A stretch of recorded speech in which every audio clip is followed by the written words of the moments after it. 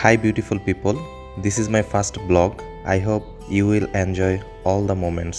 Stay tuned. আজকে Marina বিচে আসার উদ্দেশ্য হলো হাজারো ব্যস্ততাকে পিছনে ফেলে নিজের মনকে একটু শান্ত করা। চারপাশে শুধু সাগর আর খোলা আকাশ। ঢেউয়ের শব্দটা এমন শুনলে অকারণেই ভালো লাগে।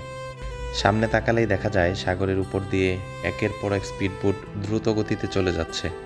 কেউ ঘুরতে এসেছে, আবার কেউ হয়তো পরন্ত বিকেলের সেই সময়টা উপভোগ করতে এসেছে। ওদিকে সামুদ্রিক পাখিগুলো খাবারের সন্ধানে এদিক ওদিক ছোটাছুটি করছিল।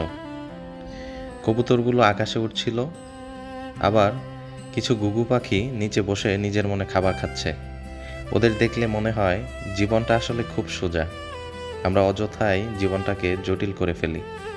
হালকা বাতাসে গাছের পাতাগুলো নড়ছিল। এই বাতাসটাই যেন সব চিন্তা একটু করে নিয়ে যাচ্ছে।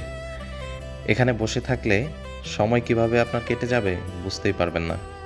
এই জায়গাটার ভালো লাগার কারণ একটাই, এখানে এসে নিজেকে একটু নিজের মতো মনে হয়।